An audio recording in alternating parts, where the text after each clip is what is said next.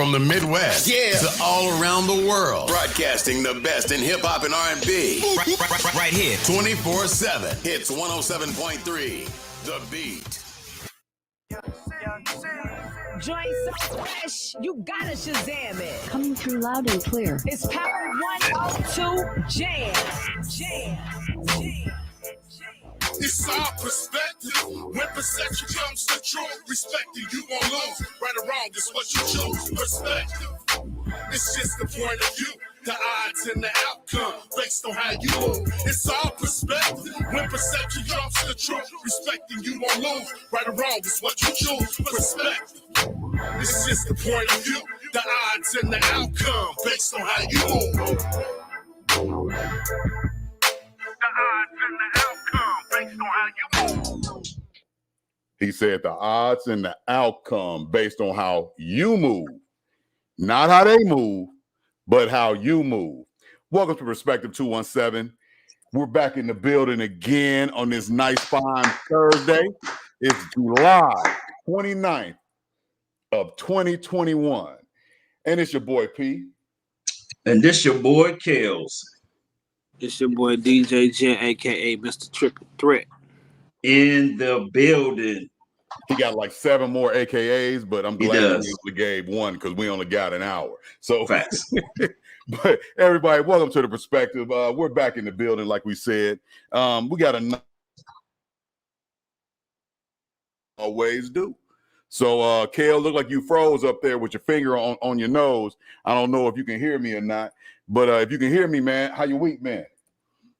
Yeah, you was actually froze too, man. Me and Ree was looking at the screen like, what P you over there doing? But you know that, hey, that's what happened, man. When you do live streaming, man, you know, on the internet. So first of all, welcome everyone to the Perspective 217.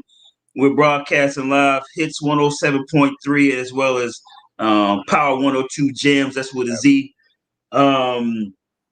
Man, the week has been challenging, man. So. I won't go into specifics, but we had some things going on here, man, with some health issues and stuff.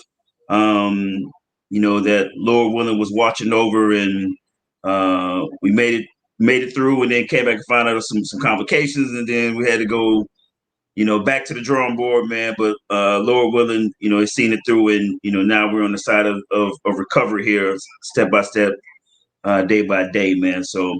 Appreciate everyone, giving out support, love, prayers, gift cards, stopping by, well wishes, for Shorty Red. That stuff is much appreciated. It's still coming, to this day, man. So I'm greatly appreciative of that, man. So that's more or less been kind of my life, over the last week and a half, man. Just trying to make sure that she gets better and now on the road of healing. So. But absolutely. 10 toes down, man. I'm here, brother. Absolutely. DJ Gia, how your week been, man? Man, the week been pretty decent, man. They made me the state manager for the Illinois Fleet DJ, so they moved me on up. We officially in promotion mode. The Indigo Event Space and Lounge. So the lounge is about to be up and coming next month. So we officially talking about it and putting it out there now. So and man, it's just been a blessing, man, to be here and to be able to do whatever we do. You know what I'm saying? So yeah, it's been a great week. Absolutely, man. I've had a somewhat interesting week, man. So we had a few issues with the air conditioning unit, right? So we got Oklahoma is a little different than Illinois, at least as far as my crib back in Illinois. The upstairs has a different unit than the downstairs, right? So downstairs, was nice and cool. My room's downstairs, so I ain't, with this knee situation, I ain't been spending a lot of time upstairs. But nephew and Terrell kept coming down talking about Dad, man, it's hot up there. I'm like, man, look, y'all need to turn the heaters off, cut the light off, man. Turn the fans on, do something, right? Because it's nice and cool. Because I ain't go up there. This yesterday or day before yesterday, I went ahead and I was going up there because that's where I keep my cold beverages, right? That are not from the Bartesian. And by the time I got halfway up the stairs, man, it hit me like a brick wall. Like, oh Lord, man, it was hot up there. So you say you walked into that microwave, huh? Man, I walked into that microwave full of smog, and found out that my motor in the AC unit outside had went out. So I had to call the people, man, and they came out, and $800 and some odd dollars later, we got air upstairs again. Woo! Blessed to be able to make it happen, though. You know what I'm saying? Oh, absolutely, man. But like you always say, 10 toes down, we still here. You yes, know sir. What I mean? So yes, sir. We got a special guest with us, man. We do. Before we bring him on, tell us, who we got. Man, I don't think I got enough time to go through all this brother's accolades and accomplishments, man. But here over the last couple of years, man, I've been able to to get close to him and learn him, and I just kind of found out here over the last couple of years, man, the kind of the details of what he is engulfed in, and of course, being that here on the Perspective, we come from a law enforcement background. Absolutely. And to find out that he's been doing this this law enforcement thing before we were even considering being law enforcement, man, and some of the things that he's accomplished, man, have been above and beyond. So of course, that immediately intrigued my ear and my eye, man. And so him being attached to family, man, was even more of a blessing to be able to kind of sit down and break bread with him and kind of pick his brain, man. So it was only right. It was only right that we have him here as a special guest. So so without further ado, man, we're gonna bring in retired Detective Officer Charles Jones to the Perspective 217. What's going on, fam? Hey. What's going on? Welcome to the Perspective. I apologize, Kel. I pushed the button a little too quick. Right? No, you good. them young claps, man. You know what I mean? I'm trying to get my game together, man. So we got retired detective, yes, sir, Charles Jones from the Chicago, Illinois PD. Is that correct? That's correct. Outstanding. So we see. Well, I saw down there that it said Charlie.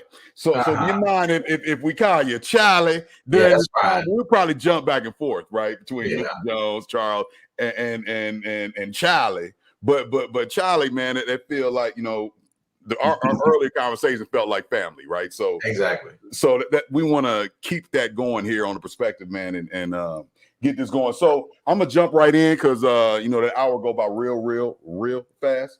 So Mr. Jones, you got 25 years in law enforcement. Yes, correct? Sir. Who is the man behind all the credentials that you've achieved in those 25 years in law enforcement?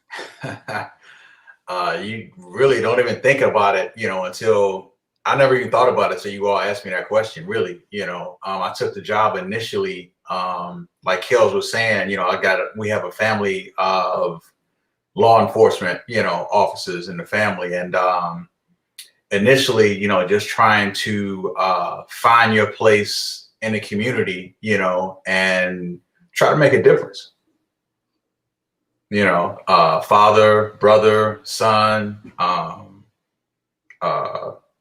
church member, a lot of people don't know, but, when I first got on the department, I started working where I grew up, and that's a huge undertaking, to say the least, to police somewhere where people know you coming in the door. Major, right? They talk a lot about community policing. You coming from that community is like you had a heads up. I mean, you had a step forward in the community policing because they already knew you as young Charlie before before they knew you as Officer Jones ended up being Detective Jones and so on. Exactly. So how was with that same thing, how was that experience going, like actually working in the community that you came from,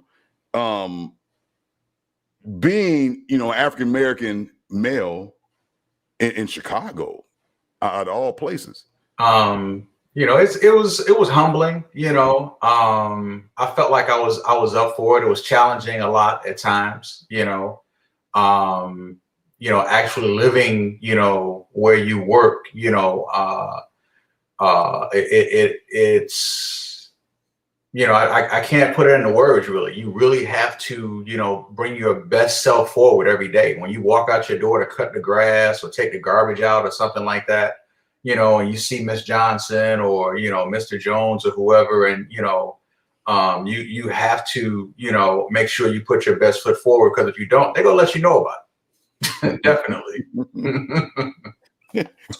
Not Charlie. Like P said, not Charlie. So I got a couple follow-up questions. So in Chicago, they have a residency rule. Is that correct? So if you are a Chicago officer, you have to live in the city. Is that correct? That's correct. Yeah. And I guess the last word of information that you have, I guess, what are the numbers as far as the members or the officer total in Chicago that you remember? For the first time, when I was, before I retired, for the first time, it had teetered around 10,000 officers, since I had been on the job in 10 July 95. When I came on, it was 13,500, for, responsible for a city of millions. Right.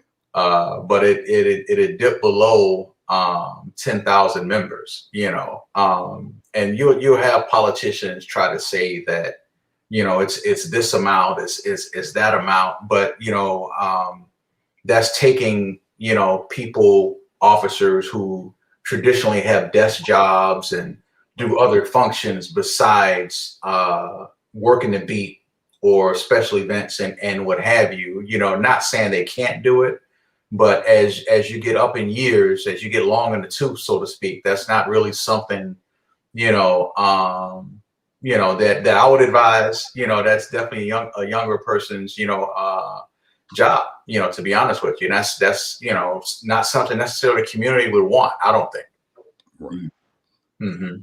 Now I know, because and I like to play the numbers game, because here in Central Illinois, we have a smaller department. We say roughly about 125, but then when you break it down, you get to the patrol, you right around about 50-ish, 60-ish, or whatever. So our numbers have kind of dipped dramatically over the years because of people retiring, being hurt, or just quitting or whatever. So in your mindset, was 13,000 at that time, 13,005? Was that an adequate number to be able to secure the city of Chicago that housed millions? You always want more, when you're actually involved in, law enforcement, the more the better, to make you feel comfortable. When I came on, way back then, it did feel, pretty adequate. The backup was always there. The knowledge, the compassion, for the service and what have you, for the community was there. It was a good mix. But back in 95, we were living in a different world. Absolutely. And you had more, just going off of the guesstimate number, mm-hmm. You had about 3,000 to 4,000 more officers to combat a little different world. Mm-hmm. That's what I'm gonna kind of leave it there. Mm-hmm. And now dealing with around the 9,000-10,000 officer mark, and I'm sure the population of the city of Chicago has gone up, not down. I would assume. Now I'm not, I haven't been looking at stats for the population of Chicago, but Yeah, that's a good question. I'm not sure about the population either. The stretch on these officers, and we got a whole bunch of, I mean, we got a whole list of questions and stuff, but the stretch on those officers now compared to the stretch on you guys in 95. It's completely different. Completely different. People are working 6 and 7 days straight, working 10-hour shifts, tons of overtime and what have you, and to someone on the outside, that may sound great. They get to work overtime, they get extra money. But, after that first week or two, when you don't see, your wife or husband, or you don't get to see your children on a regular basis, or make sure they get to school on time and what have you, it wears on you mentally, especially I think it could be more appreciated now in today's day and age, talking about, mental health, so it does wear on those officers. All right, well, let's kind of take it back to the beginning, man. Well, so graduate of Xavier, right? Same Xavier in Chicago, yeah.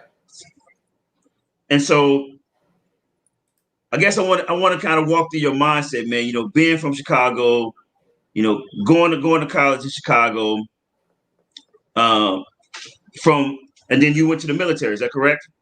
Well, actually, or was it kind of? I graduated high school early at 17, okay, and went straight to the military. And once I got out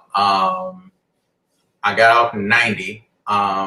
I started working. Actually, I started going to Southern Illinois University. That's where I started, and got a little homesick because I've been gone since '87. So probably got out in 90, fall of 90. Went to SIU. Probably came back home around, I'm thinking the fall of 92. So spring 93, I took a job with back then Ameritech, which had just left Ma Bell, and started, with the military. I was communications, so it was a natural fit to go into communications, telephone repair and what have you. And then I drifted over to the police department. What made me want to go back to school was my kids. I couldn't preach school, to my kids, get the grades, go to school, and what have you. And I didn't finish. Mm-hmm. So they had a program that allowed us to, finish our degree while working on the job. And that's what I did. That's, that was St. Xavier. Mm-hmm. So while you were at Xavier, is that where, because we talked to a lot of our guests, and we've had a lot of Divine Nine personnel on here on both sides, the fraternal and the sorority side. Is that where you pledged for your fraternity, or did you do it at a different time in your life? That was later on, in my life. That was after my master's degree at Lewis University, but I went Chicago alumni, fall 08, Kappa Alpha Psi Fraternity Incorporated, of course. Right. Represent. Yeah, ain't nothing wrong with it. That old Phi Beta Sigma is just, you got that crimson blue. That's okay though.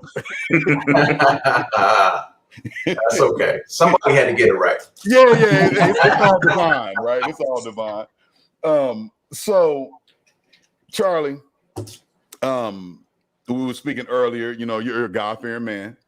You have 2 kids. Yes, sir. Outside of your immediate family members, do you have a large family?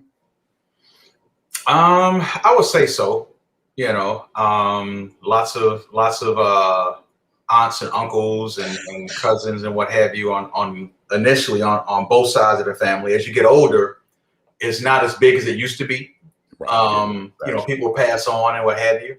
But definitely a large. If it's just my brother and sister with my mom, coming over, we're looking at 9 or 10 people, with nieces and nephews and my kids and everybody, just with the immediate family. And then you extend that, we can get up to,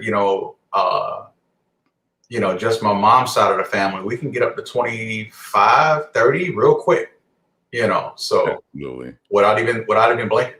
So we're going to touch a little bit on that. So you went into the military right out of high school, right? Mm-hmm. Graduated early, Mm-hmm. Young, ripe age of 17. True. Jesus. Jumped right into the service, went into comms, into communication for those who are not military personnel. You got out, then went to school down as a Saluki, right? Yes, Is sir. that what I heard? Yes, sir. Southern Illinois, Carbondale, the southern part of Illinois, was working in communications. Mm-hmm. And then you decide, I'm gonna go back home, and some time go by, and you say, I'm gonna be one time. Mm-hmm. I'm gonna be the popo. I'm gonna be the police. Yeah. And how did your family respond to that? We were just talking about how your family get up to 30 easy, right? Real quick. Mm-hmm. How did your family, and we can count like the adopted family members as well, right? Because you got a whole bunch of, how we do. So how did they respond to you choosing that career? I think initially they were surprised and happy for me at the same time, to be honest with you. My mom and, my aunts and my grandmothers at the time, were concerned, of course. Chicago is always up there in numbers when you talk about shootings and homicides and what have you. So going into that fray, into that field, your natural concern, for your nephew, your son, your grandchild is, a little bit, concerned, so, but they were happy, of the decision, that I made. Definitely. They were supportive. So I got to ask, was Chicago, the Chicago PD, was that the only agency you sought after to work for, or was it kind of a process of elimination, or how did that come about? Actually, that was the only one. Okay. That was the only one at that time. Mm-hmm. So you told us earlier what kind of led you into that, right? Because you wanted to do something different, right? And you wanted to make a difference, and that's where it led you. Everybody that when me and Kale both have been on interview panels, we always hear, "Oh, I want to make a difference." Mm-hmm. Making a difference means so many different things to so many different people, especially Absolutely. Based on your cultural background and upbringing, right? So what was your, just diving a little bit more into that, into what led you into law enforcement, what was your difference that you really wanted to make? Growing up on the south side of Chicago wasn't easy back then. It's not easy today. The first homicide I saw, I was 12 years old, in the middle of 79th Street and right off of 79th and Morgan. A guy got shot in the head right in front of me. There was always, some type of gang activity, some type of, drug activity and what have you going on in those areas. So, as you get older and presented with an opportunity, I think, like any, black man would, or man, period, in that position, if you can make a difference, you can, you will, and that's, what really propelled me, into that line of work, making it so, other children didn't have to have that same experience, other people, I can go into different experiences. Other people, elderly didn't have to, look over their shoulders when they're going to the mailbox to get their Social Security check, or when they're going to the currency exchange. It was always something, when you look at, the darker, side of things. There were a lot of positive as well, but, those are the types of things that kind of steered me in that direction. Mm-hmm. So what was the feedback from your partners, man? Were they like, oh man, Charlie gonna be the one time, man, we can't come around this cat, man, or were they receptive? Well, you get different responses. You get some that are supportive. You get some that just flat out stop being your friend. You get others that, that think, hey, you the police, but I'm still going to do X, Y, Z in front of you, or, this, that, and the third. And it's like, you have to be smart and remove yourself from those situations, so you're not, placing, your job or yourself at risk, for those types of situations. Mm-hmm. I'm glad you made that point, Charlie, man. We've talked about that numerous times here on our show, man, at Perspective217, and it's just, they understanding that this profession and career, it changes you. It molds you into a different person, because you can't necessarily do the same things that you did when you were living that civilian life. Mm-hmm. And now that you are an LEO, you have to walk a different path, because for one, you're held at a higher standard, mm-hmm. right? And you don't really have a lot of room for error, because in our line of work, it could be a situation where, like you said, you could be walking out to your mailbox, you could be taking your trash out, and you might bump into that perpetrator or person that's trying to break into a car, break into a house, and you find yourself in the middle of a situation. And so I think people don't really realize that is, this job, with your training and your family and the people that support you and love you, and even those that kind of have that opposite view of you, this job molds you, and you, once you kind of find that path, you have to kind of walk that, to kind of, for one, to keep your career and your job, mm-hmm. and two, to stay out of jail. That's true. Very true. So we'll move right into this. So now that we've gone into, now you are a Chicago police officer. You patrolled in a district or a beat. Did you ride solo, or did you ride two men? You roll solo if there was no one to ride with. And that's when you really have to, be smart, and call for help when you need it. Depending on, the call that you get, the situation and what have you. But I would say for 85% of the time, I did have a partner. Yeah, I think me personally, I think, riding with a partner, I know in my old department in Metro, man, I had partners, and there was nothing more fulfilling knowing that you had someone right there with you, mm-hmm. for one, to be, another set of eyes, another set of ears. And you didn't necessarily have to call for backup, because at the very least, you got somebody right there, protecting and rocking with you. So, mm-hmm. Because you never know what you might, ride up on or observe. So, absolutely. If you can recall, because I know we're trying to, we've gone back a little bit. Mm-hmm. What were some of the wildest incidents that you have seen or been a part of? Wild. There are a lot, in that time frame. Actually, my name and my first partner's name, Brian Allen, are on city council chambers. Before you walk in, there's this big plaque called the Carter Harrison Lambert Tree, and at the police academy as well.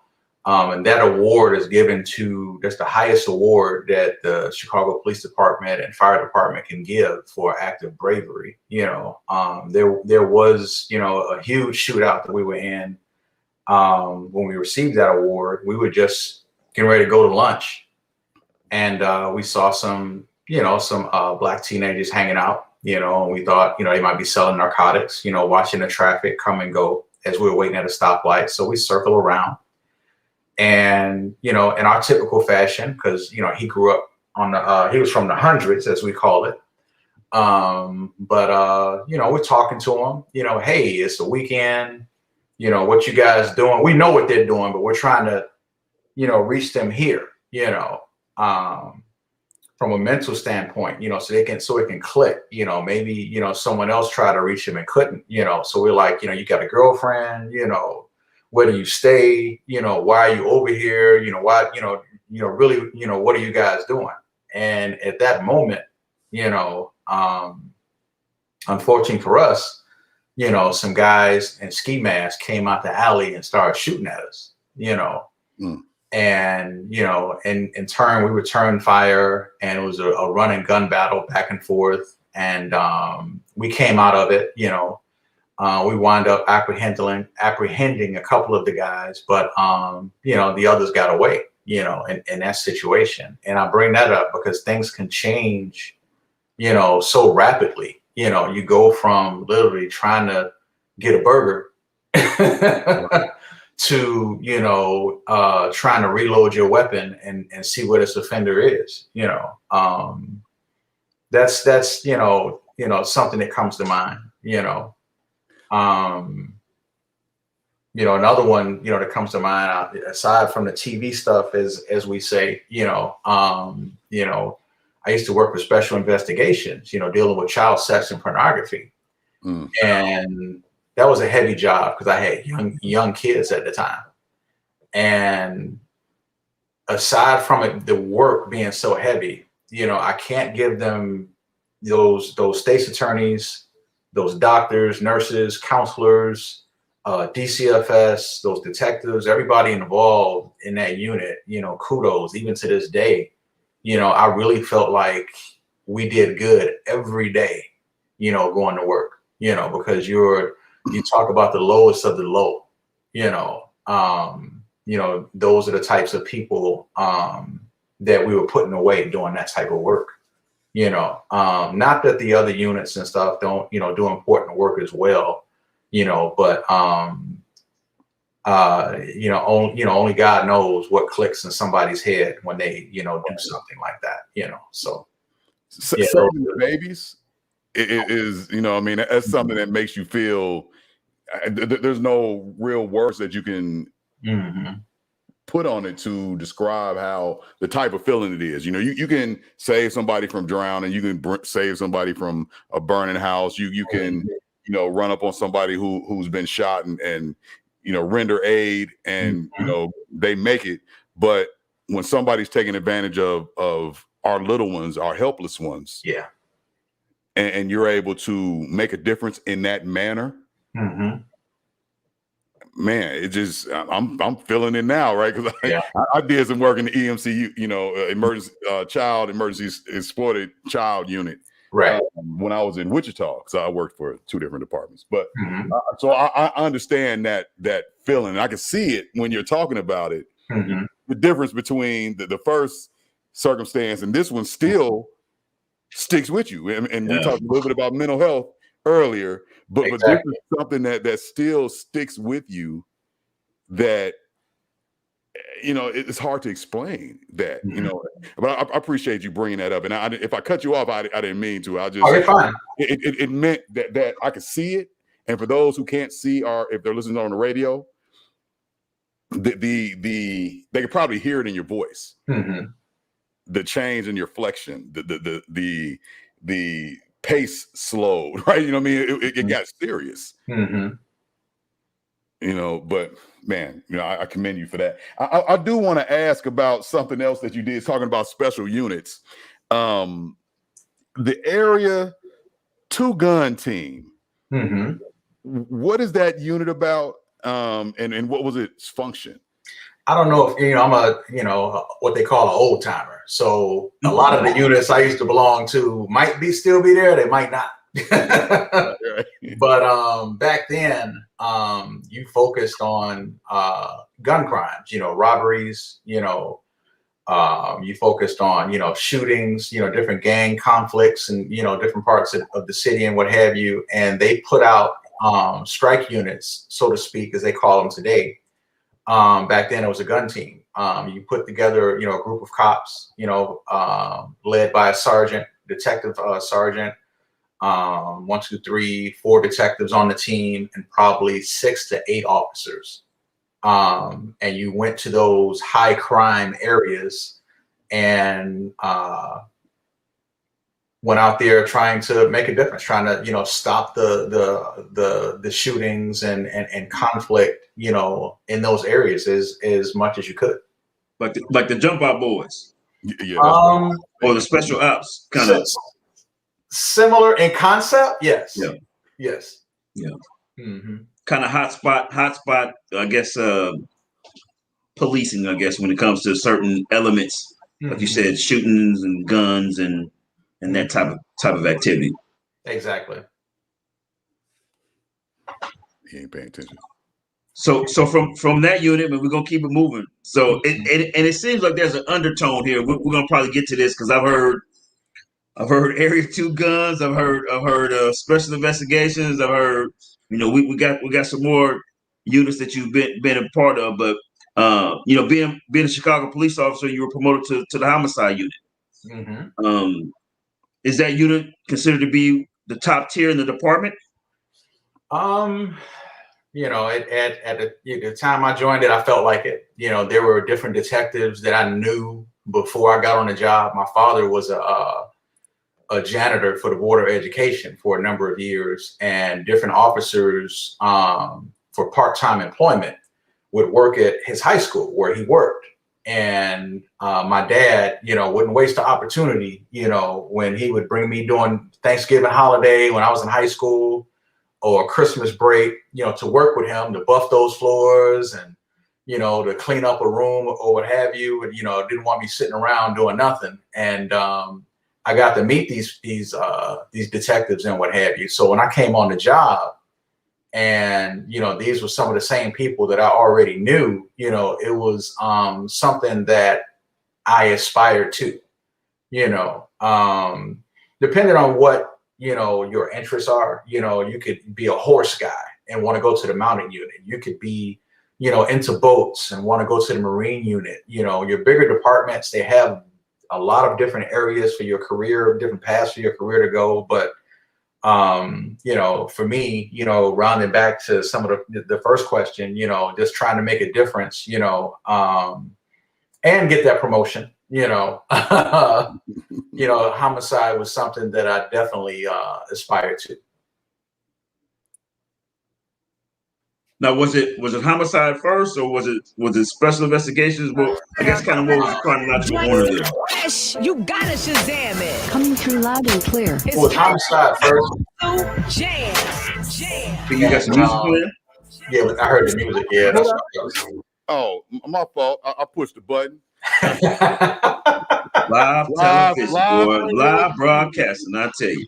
Yeah, it was homicide first, and from homicide, I went to robbery, and then special victims unit, and then special investigations, and ultimately winding up at the bomb squad. Mm-hmm. Mm-hmm. Now, speaking of the homicides, because you investigated those, man, boots on the ground. Are the numbers then? Were the numbers then that were projected accurate? Because the media, the media puts their own kind of spin to things. And then there's always the street media or whatever. But I mean, as far as you being a homicide detective at that time, man, were the numbers as accurate as far as the death toll?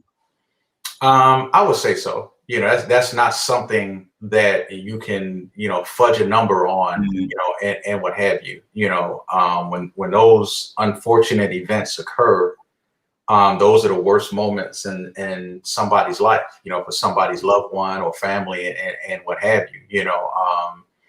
I've seen television and what have you, as well. And people say, they fudge the numbers with this type of crime or that type of crime. But, while I was there, I didn't see anything like that. That definitely didn't occur. Mm-hmm. Has the crime in Chicago risen since you were a homicide detective, or is it kind of just the same as far as just different eras? I would definitely say as we say, it's ebbs and flows. Sometimes it's higher, depending on what's happening and the year, and the weather has a lot to do with it. If it's hot and a heat wave of some sort, the crime just shoots through the roof. Right. Everyone, unfortunately, a lot of crime happens in, lower income areas, where, whether it's opportunity, whether it's, comfort like AC, or something like that, where they're not, their best selves, or feeling, good that particular day, whatever might set that individual off. We don't know, because we haven't walked those, those shoes in those footsteps, So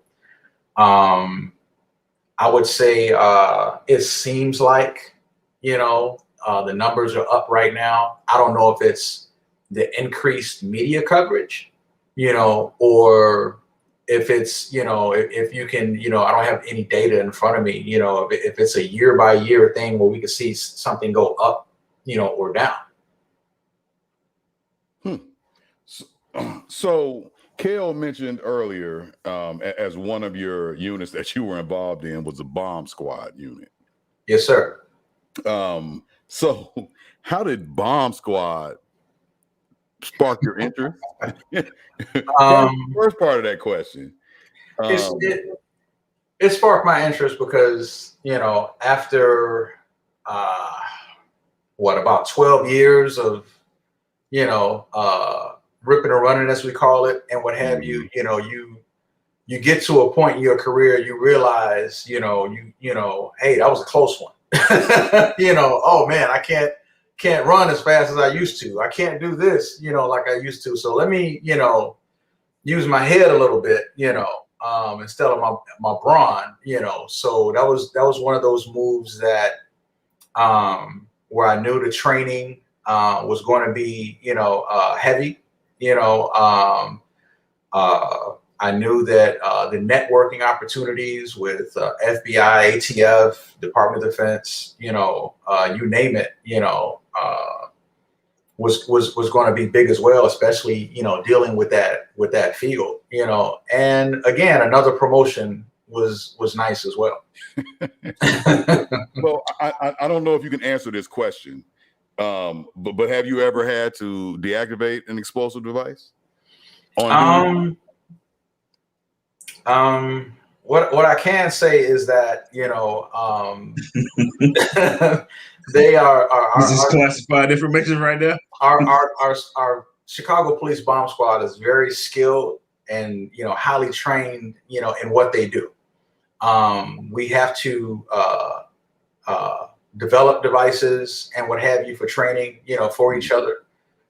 Different training that we receive from different, parts of the government and what have you, give us what intelligence and what have you that they have, what they're seeing in the field, in the world, and different combat arenas and what have you around the world to bring it right back to, our local, areas, whether it's Oklahoma, whether it's, Wichita, or wherever, they're very good in what they do. And not only it's not a thing where you go get trained like a lot of police departments, you get trained and that's it for your career. Right. Yeah. This is something that, every 3 or 4 years, you have to go back and get recertified, so that they can make sure you're at the top of your game and you know what you're doing and bring it to the table. And it's not a wink, wink, ABC. Right. Not at all. You have to. I've seen guys wash out, and they've been on their respective bomb squads, 15 years, 20 years. And for whatever reason, when they went back to recertify, they couldn't get in that bomb suit. They couldn't make that decision on, what to do with that device or particular skill. And, that's not something that you can have. I got one more thing.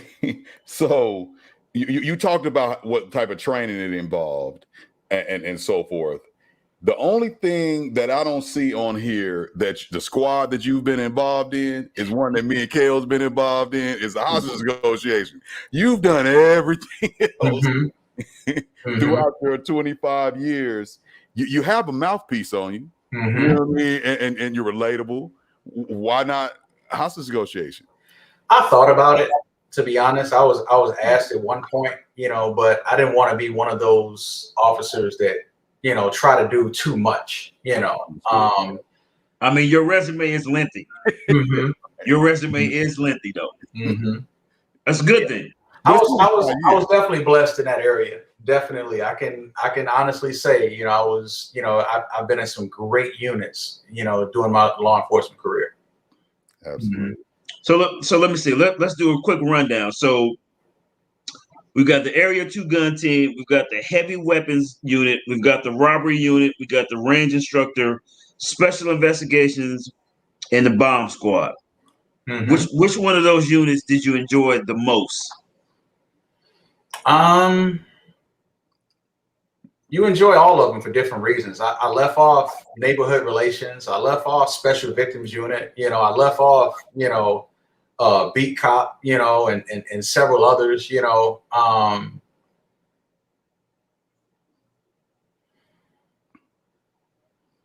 when you're able to, make a difference in somebody's life on the worst day of their life, you can't put a price on that. You can't, say that this unit or that unit was, better, or what have you. I was sitting back, before I retired last year and, thinking that same question, what did I enjoy the most? And to be honest with you, all of it. I wouldn't trade anything, So looking back on your career, and all the things that you've accomplished and went through, what are some of your insights on law enforcement as a profession? I think that, a lot of coverage, now goes to, police misconduct, excessive force, and what have you. In those situations, I look and I see, a common thread, just from my own perspective, that those officers, forgot why they were there, and that we were all there to serve, everyone isn't an offender. Everyone isn't the enemy, and when you see something, an officer kneeling on someone's neck, for so long, I look at the other officers that are there and what are you doing? Yeah. Because there's no way if I'm on that scene, he's handling, Right. either got to push right off of what are you doing? And if you want to take issue with it, okay, let's put him in the car. Now we can have some words. What's the problem? Right. Right. We can have that conversation. Yeah. I don't, but that's old school. We used to, there were some times you leave your weapon and your cuffs in the locker, and you go to the parking lot and have that discussion. I don't think that happens anymore. To be honest with you, I don't think that. I'm sorry. Not in that manner, no. Exactly. No. Exactly. Too emotional now. Yeah, and it's back. It's some backstabbing and yeah. Do you think the police culture has changed? For the better or for worse? It has changed in Chicago a lot. It's not as diverse as it used to be, for whatever reason. And when it's not as diverse, you don't enjoy those different points of view that diversity brings. Absolutely. And when you have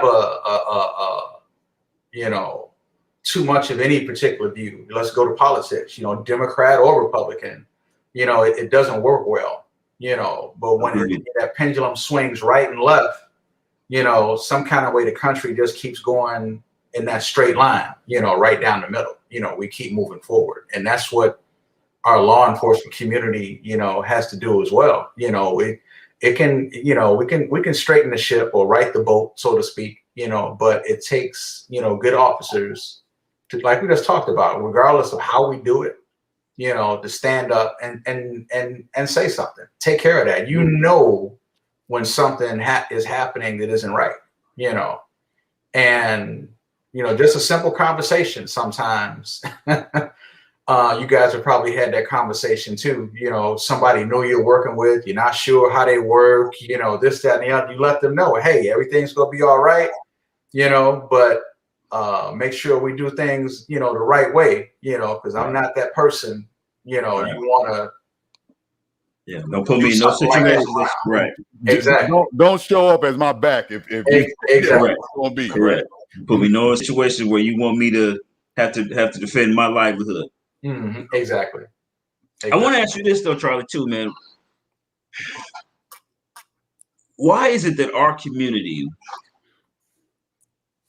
I mean, because I see the videos, I see the protests, and as a black man, we all here on this panel have lived the black and blue life, right? Right. And when it's all said and done, and we make it to that point of our careers where we say, I've gone as far as I want to go, or it's just time for me to step away, and we go back to being black men. I just wonder why our community is not as open to law enforcement as a career. Because if we're really truly trying to make a difference, if we're really truly trying to make a change, you can stand outside of this brick structure and throw rocks and whatever you want to, and this structure is still going to be standing. All of us here on this panel, we got into law enforcement to make a difference in one way or another, whether it's, dealing with those that, the elderly that get preyed on, or helping kids out, or whatever that inner burning that we have. But our community, this is a viable profession. I mean, if people really understood, what law enforcement, just me personally, has afforded me, I've been able to travel the world, purchase homes, all that stuff, man. Raise my kids and my family, be a provider. And when you talk to people on the street, the first thing they say is like, why you want to be a police officer? Well, let's compare to what I'm doing here on a daily basis compared to what you may or may not be doing. Let's have that conversation. But there's so many, and I get that. I get that badge and that gunman has a negative stigma. I get that. I do. I understand that, how the whole police was formed and created. I get that. I do. But here in 2021, right, if we're making this push to, defund or reform or, change this narrative, we can't change it from the outside. If this situation isn't diverse, where there's men and women and people of color and all things under the board to say, hey, listen, this is my view, this is my perspective, this is my experience. We're not going to be able to make a wholehearted change. But our community seems that, they're like, well, I would rather be anything other than really being on the front lines to make a change. And I guess I just wanted to ask you that, as far as, you having 25 years of dealing with the community and the people, why are we so hesitant or negative towards this profession? When I used to, I brought up working in community policing, working with the kids of the neighborhood, even volunteering in my fraternity or at church. When you do different things, you're playing basketball, you're cooking somebody hot dogs, you're interacting, you're having a conversation, you're helping somebody with homework. Wow, I didn't know, there were police like you. If all they see is somebody, that doesn't look like them, coming down on them in a negative light, whether they're right or wrong, right, in that situation, they're going to have that distrust. They're going to, a lot of times be afraid. And And a lot of times they won't understand when they come across, somebody, like yourself, who genuinely tries to make a difference because they haven't experienced that. And if they haven't experienced that, that's what we're getting. So when we talk about diversity, in law enforcement and what have you, that's why it's so important, so they can see that, and more importantly, they can experience that. I remember, I'm not gonna say, who I was with, I was doing a traffic stop and the guy, was on the expressway in Chicago and it went from 3 lanes over and cut us off. We pulled him over, thought he might be drinking or something. It was a young man, early 20s, with 3 kids in the car. Looked like maybe a 11 or 12-year-old in the front seat, and then maybe a 7 or 8-year-old in the back seat. And the kids were trembling when we walked up to the car. And my partner, was a white cop at the time, and a good cop though. And he asked the guy for driver's license and insurance and what have you, which he provided, but trying to get into what was going on. And I looked at him, we would have a code word or a look, when we knew to cut it off or what have you, or pay attention to me, and he looked like, what's going on? And, I just reached in and touched the kid. I could feel I touched his shoulder. I could feel his heart jumping through his chest. I was like, it's going to be okay. This your brother? I'm like, who is this, to you? And, they're like, yeah, this is our brother. He's taking us home, da, da, da, da. I said, okay.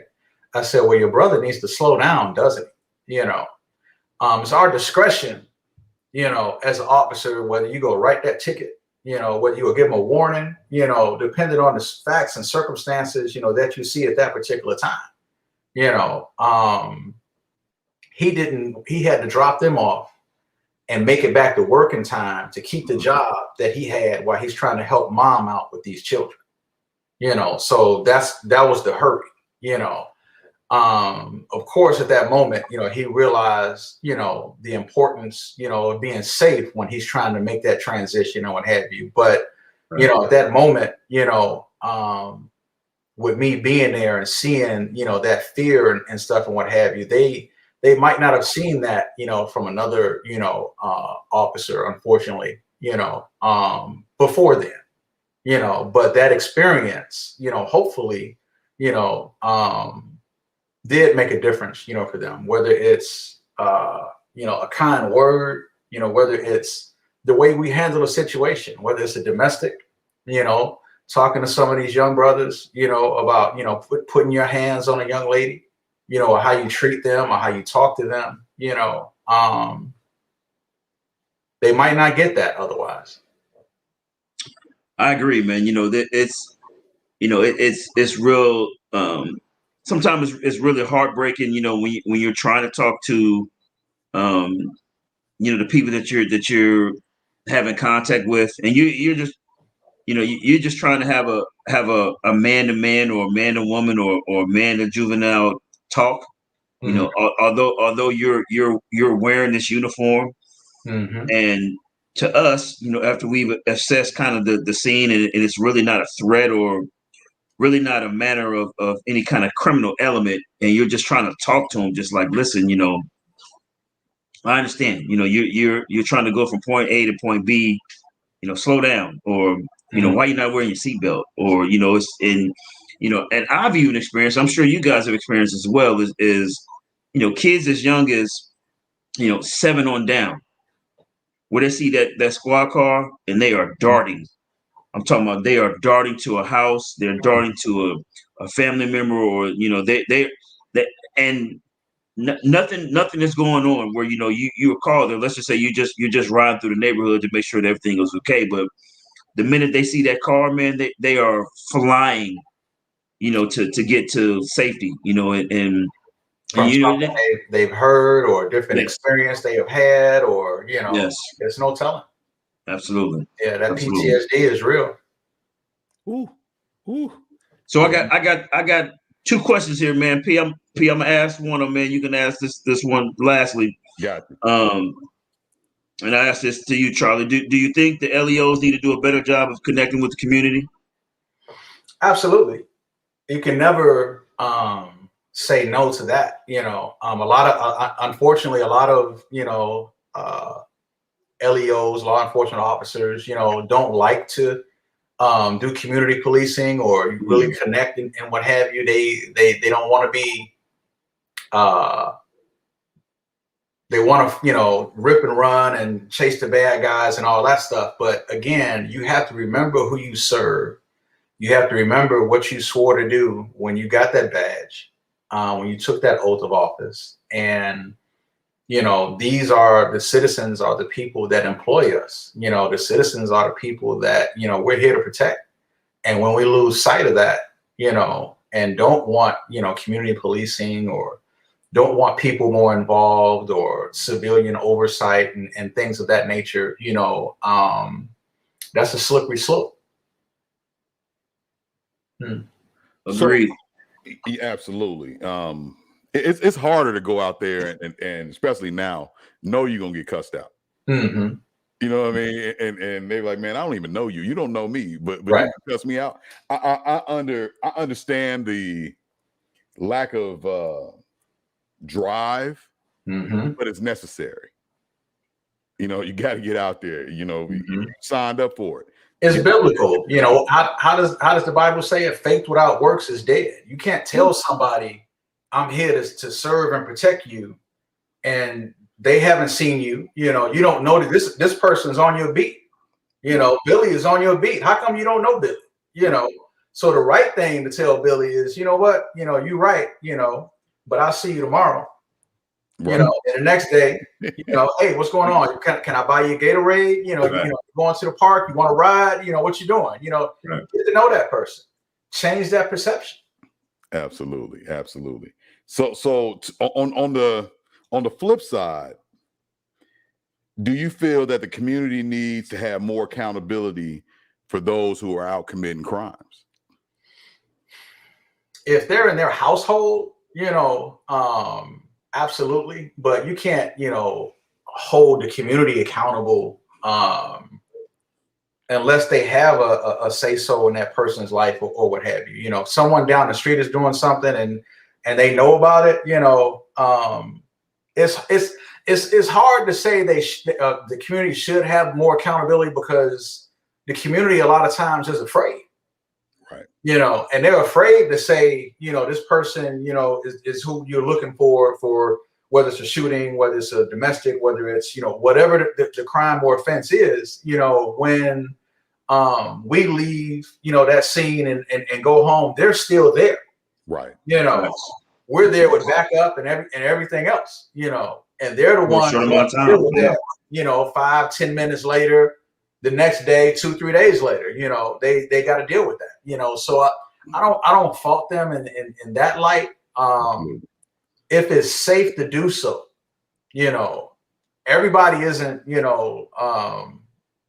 everybody doesn't have a big family like my grandmother's had, where they didn't care, who thought what. They was go call the police. They was go tell, because it's, right.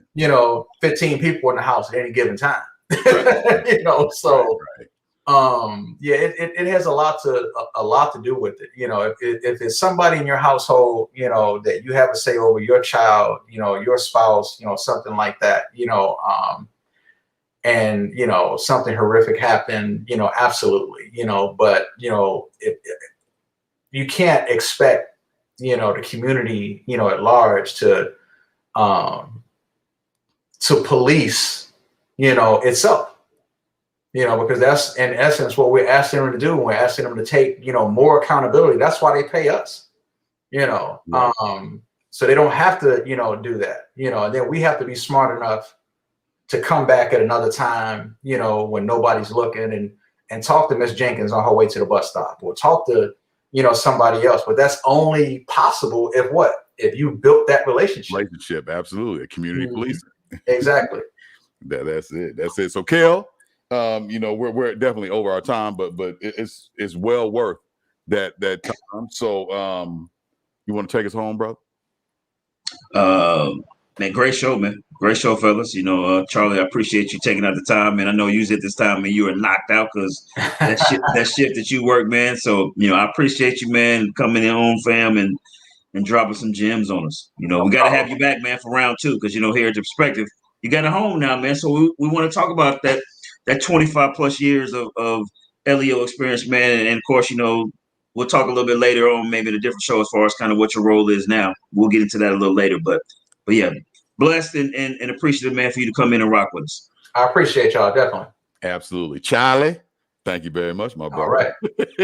Hey, it's the Perspective 217, and we out.